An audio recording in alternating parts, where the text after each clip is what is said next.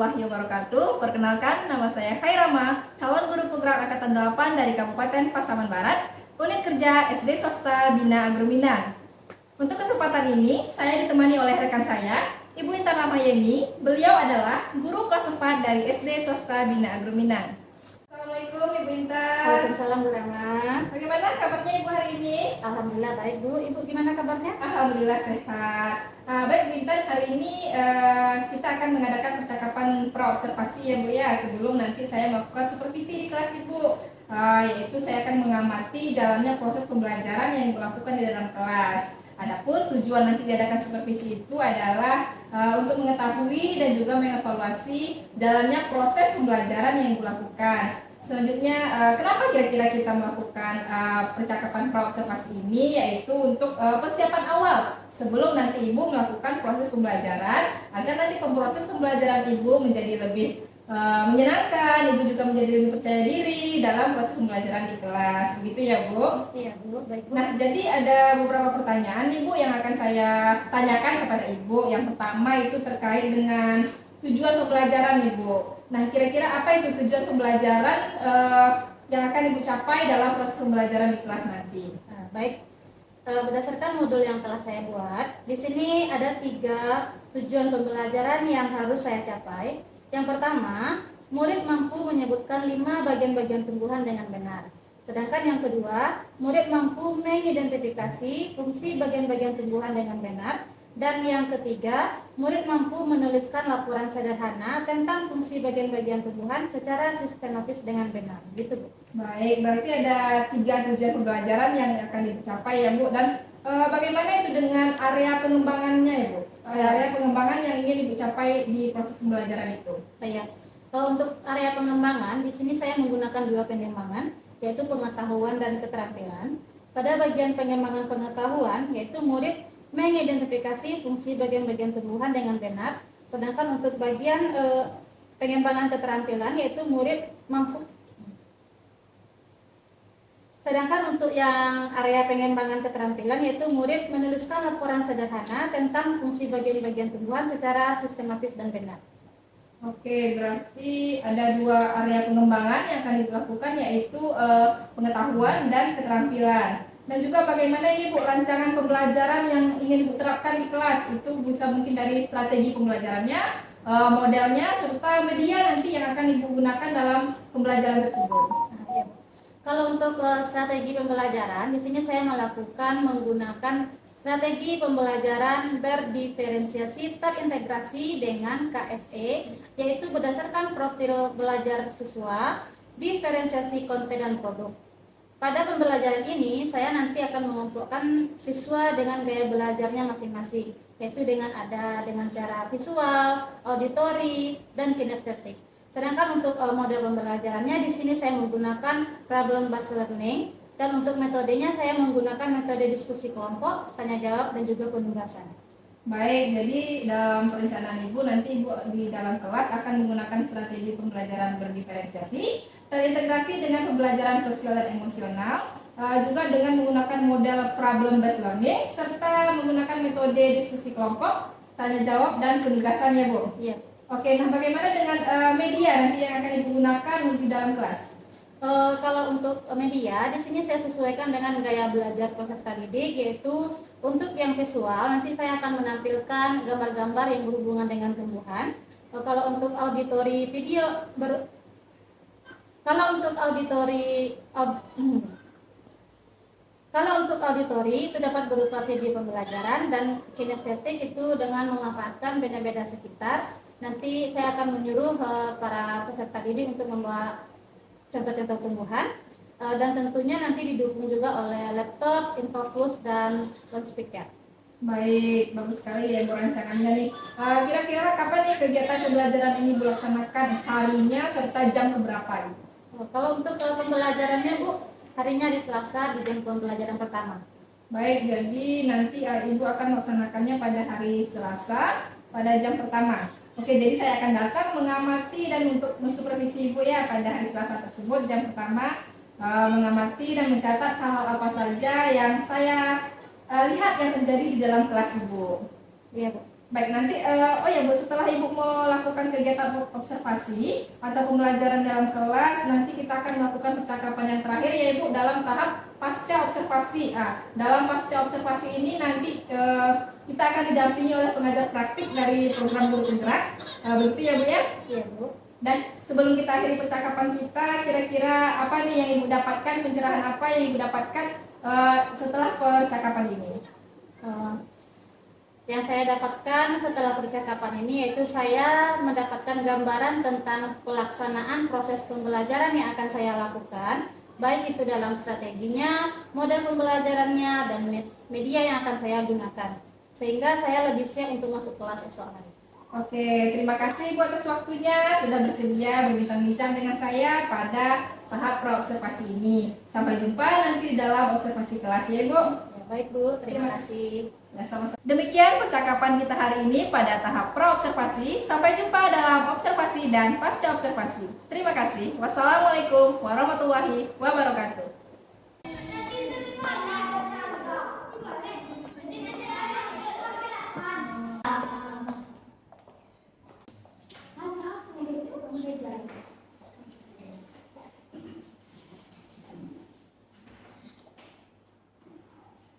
Assalamualaikum warahmatullahi wabarakatuh.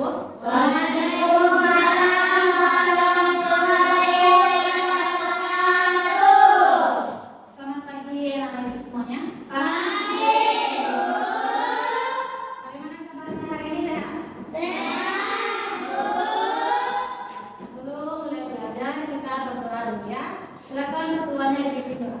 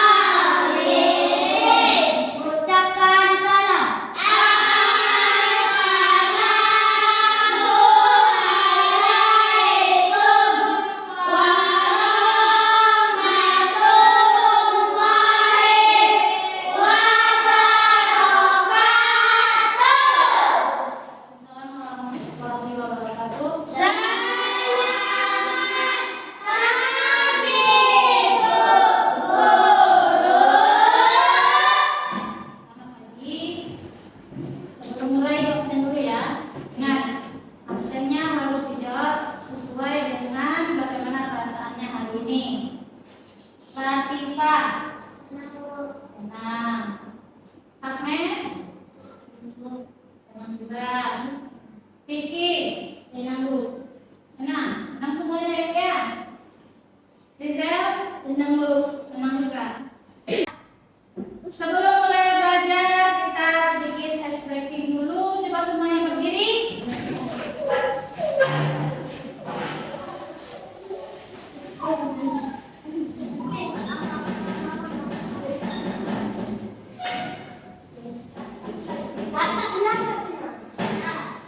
Ice breaking dulu ya.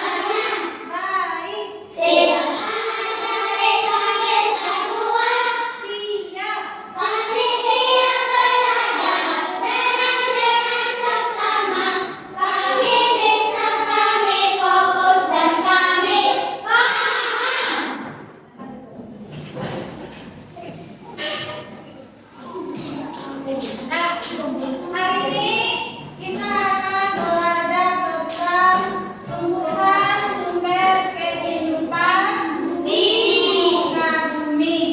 Nah, jadi nanti setelah menyelesaikan pembelajaran, Ibu harapkan nanti anak-anak Ibu dapat mengetahui tentang bagian-bagian dari tumbuhan. Jadi apa saja bagian-bagian dari tumbuhan itu. Kemudian Ibu harapkan anak-anak Ibu mampu mengidentifikasi fungsi dari bagian-bagian tumbuhan dengan benar.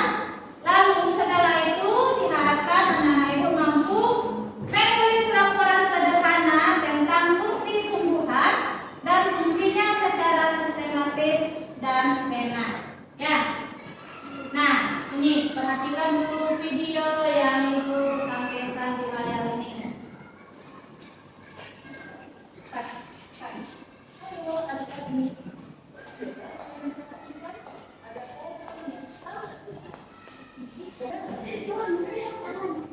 Namun, apakah kalian tahu mengapa dibutuhkan dapat berdiri dengan tegak dan tidak dapat melompat dan berdua?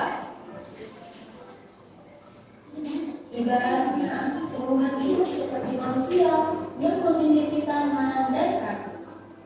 Setiap anggota tubuhnya memiliki peran masing-masing yang bertujuan untuk memenuhi kebutuhan untuk bertahan hidup. Nah, untuk mengetahui bagian-bagian tumbuhan beserta fungsinya, yuk kita simak video pembelajaran berikut ini. Hei, lihatlah, hujan datang dengan derasnya. Namun, pohon itu tetap berdiri dengan tegak. Meskipun tumbuhan terkena panas angin, hujan, bahkan terkadang hewan ataupun kita, manusia, memanjat pohon tersebut, namun pohon tersebut tetap berdiri dengan tegak. Tumbuhan dapat berdiri dengan tegak karena memiliki akar. Akar berfungsi sebagai penyokong dan dapat membuat tumbuhan tersebut berdiri dengan kokoh. Selain itu, akar juga berfungsi untuk menyerap air dan mineral dari dalam tanah. Akar ini terbagi menjadi dua jenis, yakni akar tunggang dan akar serabut. Akar tunggang adalah satu akar utama yang tumbuh terus jauh ke dalam tanah. Sedangkan akar serabut adalah akar yang muncul dari bagian pangkal batang tumbuhan yang berbentuk serabut serta tidak mengalami pembesaran atau perkembangan. Setelah akar, ada juga bagian lain dari tumbuhan yaitu batang. Apakah kalian tahu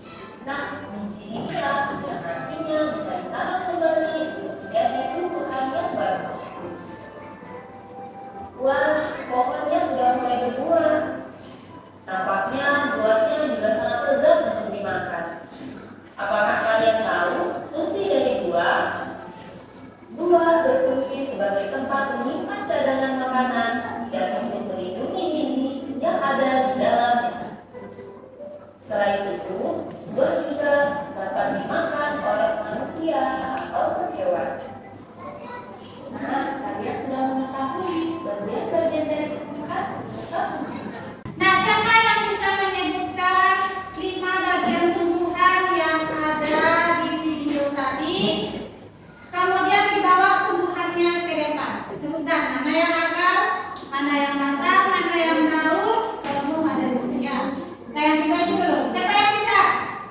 Siapa yang bisa ke depan? Bawa apanya? Tanahnya, tumbuhannya. Yang ini lah supaya apa ini? Itu daunnya cuma dua itu. Ini daunnya yang agak sedikit. Supaya tahu teman-temannya.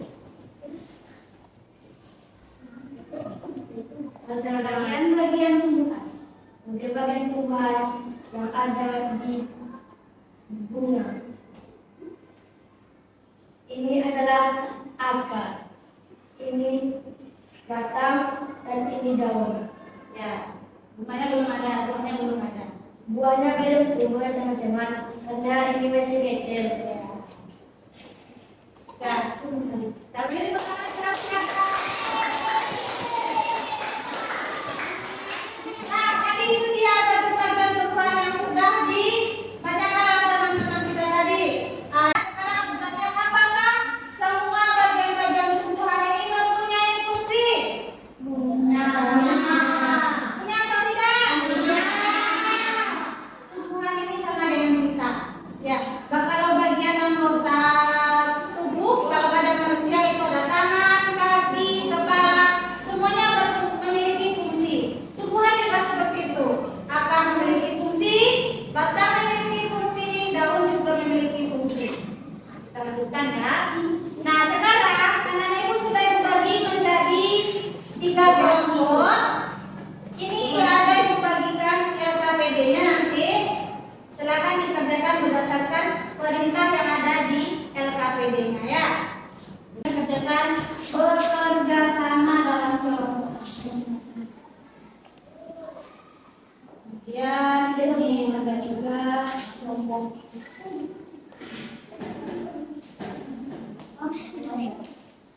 Nah, kelompok yang ini mengerjakan yang bagian ini. Nah,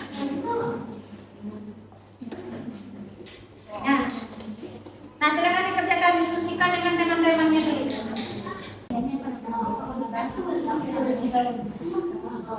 Nah, tuliskan di sini. Ini namanya daun. Ini apa?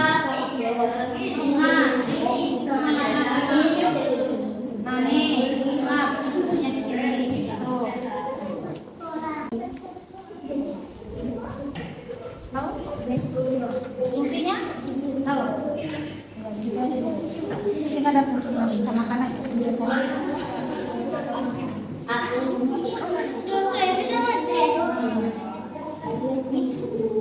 Ya, fungsinya di sini.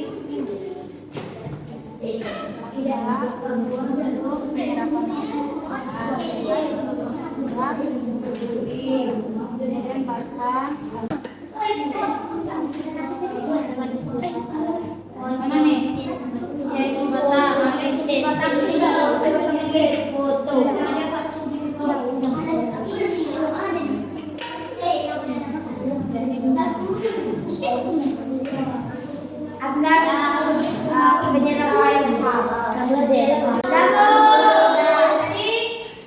Silakan maju ke depan untuk mempresentasikan hasil diskusi kelompoknya.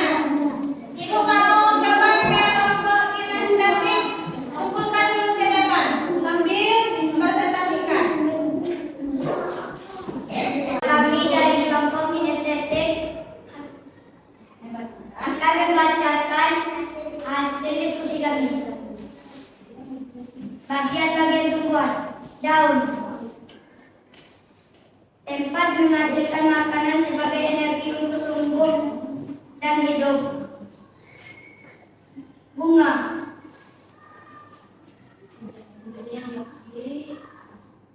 tempat berkembang biakan tumbuhan.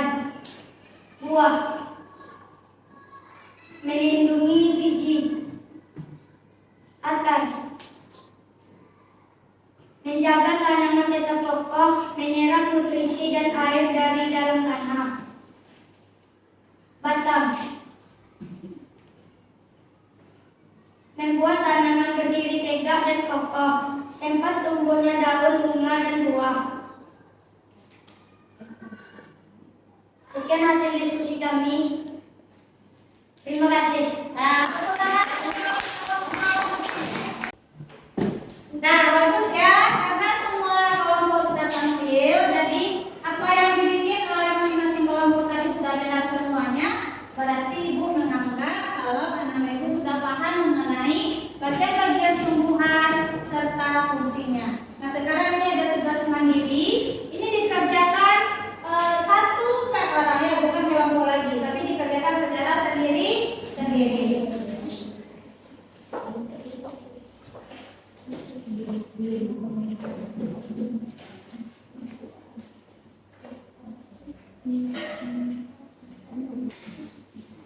Nah, coba yang kumpulkan lagi semuanya.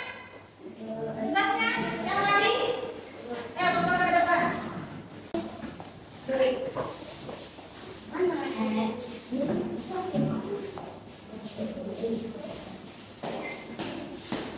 Sebelum menutup pembelajaran, siapa yang bisa menyimpulkan apa yang kita pelajari hari ini? Ya, siapa yang bisa menyimpulkan? Siapa? Latifah.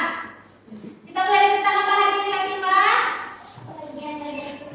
Bagian-bagian tumbuhan. Ada berapa saja bagian-bagian tumbuhan? Siapa bisa menyebutkan apa saja? Carla. Buah, batang, akar, bunga, daun. Ya, daun. Ada 5 bagian-bagian tumbuhan: buah, akar, batang, bunga, daun. Kalau akar apa fungsinya? Ya, menyerap air dan zat hara dari dalam tanah. Kalau daun untuk fotosintesis. Kalau buah untuk melindungi. Ya. Fungsi bunga sebagai alat berkembang biakan. Jadi itulah hasil pembelajaran kita hari ini. Ibu harap anak-anak itu bisa paham dan jangan lupa untuk mengulangi lagi pembelajaran di rumah ya.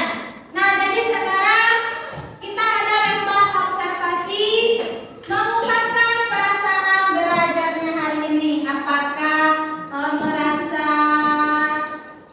senang atau sedih? Ada juga bagi yang kecewa ya, ada yang menangis, ada yang merasa dicintai juga.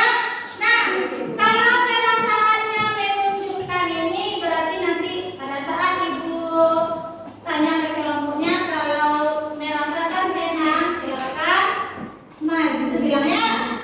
Nah, kalau seandainya merasa sedih, usap matanya. Ya. Kita perasaannya hari ini. Nah, berarti harus senyum ya. Baik, Ibu rasa pembelajaran hari ini sampai di sini ya. Kemudian sebelum pulang silakan berdoa dulu. Bisa.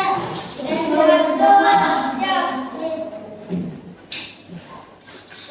Rapi-rapi dulu. Ini yang ini.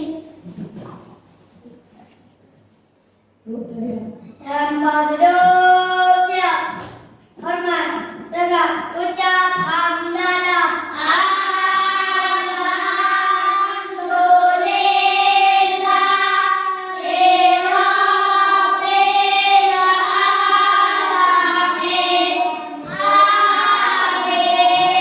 Ucapkan salam.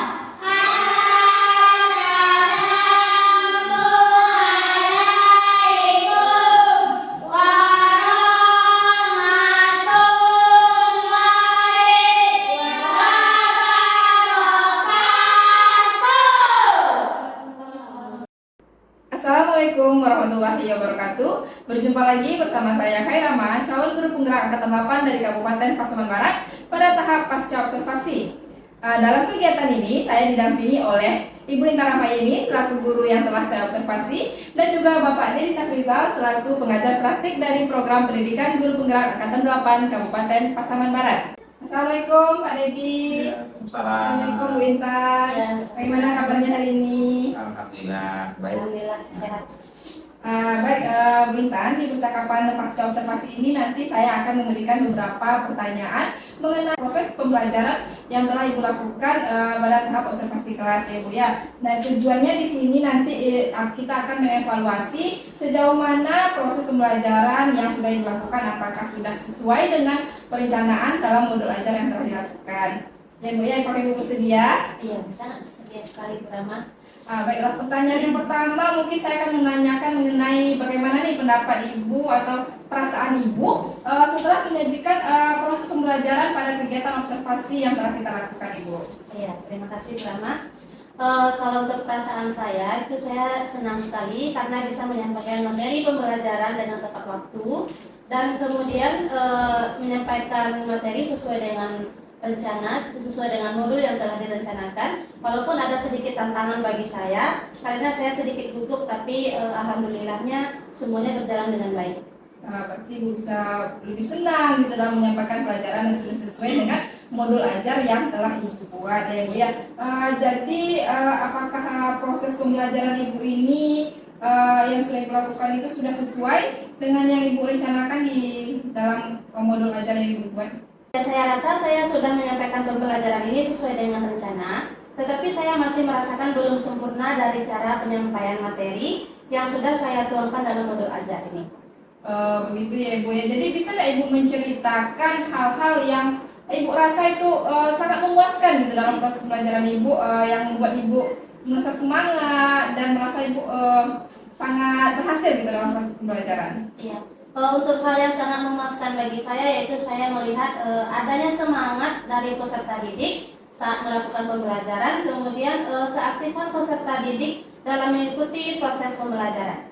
Oke, berarti melihat semangat dan keaktifan peserta didik itu membuat kita sebagai guru merasa itu hal yang sangat bermanfaat dan sangat membuat kita puas gitu ya Ibu ya. Iya, karena faktor kesuksesan pembelajaran itu kan juga dilihat dari dilihat dari seberapa aktifnya peserta didik saat mengikuti pembelajaran. Seberapa antusias mereka mengikuti pembelajaran yang kita berikan ya Ibu ya. Dan juga bagaimana ini Bu mengenai ketercapaian tujuan pembelajaran, kira-kira sudah sampai tahap mana nih tercapainya pembelajaran yang Ibu lakukan di dalam kelas? Kalau untuk ketercapaian tujuan pembelajaran itu kalau saya presentasikan dari 1 sampai 100 itu sekitar 80-90%. Karena saya merasa masih ada kekurangan dalam cara menyampaikan materi. Hal ini dapat dilihat dari pemahaman peserta didik dari cara mereka memahami pembelajaran. Berarti sekitar 80% ya Ibu, jadi sedikit lagi itu sudah mencapai 100% ya Ibu ya. Ya. Dan juga apa nih Bu yang Ibu rasa yang menjadi kesulitan bagi siswa saat menghadapi proses penerimaan pembelajaran yang diberikan itu, kesulitannya? Ya. Kalau kesulitan itu saya lihat pada siswa yaitu saat memahami fungsi dari masing-masing bagian tumbuhan. Karena mereka masih terbalik-balik, kadang fungsi batang itu mereka sebutkan menjadi fungsi akar. Oke, berarti yang menjadi kesulitan bagi siswa itu dalam menyebutkan fungsi dari bagian-bagian tumbuhan itu ya Bu ya, bagaimana fungsi batang, fungsi akar, seperti itu. Dan juga bagaimana ini Bu dengan hal yang menjadi kesulitan yang Ibu rasakan gitu ya, kesulitan yang Ibu rasakan dalam memberikan pembelajaran kepada siswa itu yang Ibu hadapi. Iya. Untuk hal yang menjadi kesulitan bagi saya sendiri, di sini kan murid di dalam kelas saya itu jumlahnya sangat banyak. Jadi siswa itu memerlukan bimbingan saya secara langsung, di mana di situ harus mempertemukan antara keinginan guru dan peserta didik, serta mengkondisikan siswa agar dia bisa berpusat kepada pembelajaran yang sedang yang Ibu berikan gitu Iya, ya. iya. Baik, berarti yang mungkin yang merasa sulit rasanya yaitu saat banyaknya peserta didik, jadi mereka membutuhkan bimbingan langsung dari diri Ibu dan juga bagaimana cara mengkondisikan agar peserta didik itu fokus gitu dalam proses pembelajaran. Itu bagaimana itu Bu alternatif solusinya dari permasalahan atau dari kesulitan yang Ibu rasakan, kira-kira apa nih yang bisa Ibu lakukan? Kalau solusinya yang pertama yaitu memberi bimbingan kepada peserta didik, kemudian memberikan pemahaman kepada peserta didik kalau materi ini perlu mereka kuasai, Selanjutnya memberikan ice breaking di sela-sela pembelajaran agar dapat meningkatkan motivasi belajar anak. Oke, berarti Ibu bisa memberikan pemahaman mengenai pentingnya pembelajaran yang akan diberikan juga ice breaking gitu ya Bu. Ini memang sepertinya ya ice breaking dalam mengembalikan semangat siswa, mengembalikan fokus siswa dalam menerima pembelajarannya Ibu ya. Jadi sekarang mari kita sama-sama identifikasi nih Bu, hal-hal yang apa yang Ibu rasa sudah mantap dalam proses pembelajaran Ibu dan juga hal apa yang masih Ibu rasa perlu diperbaiki gitu Bu dalam proses pembelajaran tersebut. Iya. Kalau menurut saya hal-hal yang sudah mantap yaitu yang pertama di saat saya melakukan pendahuluan, di sana saya sudah menyebutkan tujuan pembelajaran. Kemudian dalam penguasaan materi, memberikan materi pembelajaran kepada peserta didik. Lalu pada saat pembelajaran saya menggunakan metode atau strategi pembelajaran yang menarik. Sementara untuk yang perlu saya tingkatkan yaitu bagaimana cara saya bisa mengelola kelas agar peserta didik itu bisa fokus terhadap materi yang saya berikan. Oke, berarti Ibu sudah mantap ya Bu. Saya juga sudah melihat dalam proses pembelajaran Ibu sudah menyampaikan tujuan pembelajaran, penguasaan materi juga sangat baik dan juga pendekatan atau metode yang Ibu lakukan juga sesuai dengan gaya belajar siswa ya Bu ya, menggunakan pembelajaran berdiferensiasi. Jadi Ibu perlu meningkatkan cara pengelolaan kelas ya Bu supaya siswa aktif dan fokus pada pembelajaran seperti itu ya Ibu ya. Jadi Bu, dengan demikian Ibu apa nih yang akan Ibu lakukan dalam pertemuan proses pembelajaran Ibu selanjutnya di kelas Ibu? Iya, kalau untuk yang saya lakukan untuk pertemuan berikutnya itu insya Allah saya akan berusaha untuk mengoptimalkan proses pembelajaran, kemudian lebih mempersiapkan diri lagi, mempersiapkan media dan metode yang digunakan dalam pembelajaran serta memberikan ice breaking dari setiap pembelajaran itu. Oke, berarti Ibu akan mempersiapkan medianya ya Bu ya, metodenya dan juga ice breaking yang bervariasi seperti itu ya Bu ya untuk meningkatkan semangat peserta didik dalam belajar. Nah, gimana nih Bu kesannya Ibu setelah kita melaksanakan proses dari tahap praobservasi, observasi dan juga pasca observasi ini ada kesannya gitu kepada Ibu? Iya, pada dasarnya observasi pasca praobservasi itu telah berjalan sesuai proses pembelajaran yang baik sebagaimana dengan tuntunan dan tuntutan pembelajaran itu sendiri. Jadi khususnya dalam penguasaan dan pengelolaan kelas serta penguasaan materi dari guru tersebut. Baik ya Ibu ya, menurut Ibu ya Ibu. Nah, jadi ada ini saran atau masukan gitu bagi proses supervisi selanjutnya gitu Bu. Iya, kalau sarannya sangat diharapkan agar kegiatan supervisi ini berjalan baik dengan lancar. Jangan dijadikan sebagai sesuatu yang menakutkan supervisi ini. Oke, berarti nanti berharap semoga guru-guru tidak takut gitu ya Bu, di supervisi. Jadi supervisi adalah hal yang menyenangkan gitu ya, karena kita bisa meningkatkan persiapan pembelajaran kita ya Bu ya. Mungkin itu sudah pertanyaan yang terakhir ya Bu ya dari saya mengenai pembelajaran yang dilakukan pada tahap pasca observasi. Sekarang mari kita sama-sama mendengarkan umpan balik dari Bapak Dedi Nafrizal selaku pengajar praktik dari program guru penggerak angkatan 8. Silakan Bapak. Oke, terima kasih Bu. Mungkin evaluasi dari kegiatan tadi pasca observasi ya Bu ya. Mungkin yang pertama tadi supervisi itu ya memang kita jadikan sebuah hal yang menyenangkan, jangan sebagai itu ya hal yang menakutkan. Yang penting yang harus kita persiapkan yaitu adalah medianya tadi, bahan ajar apa yang harus kita persiapkan, medianya, setelah itu metodenya bagaimana, metodenya kita harus pahami dulu.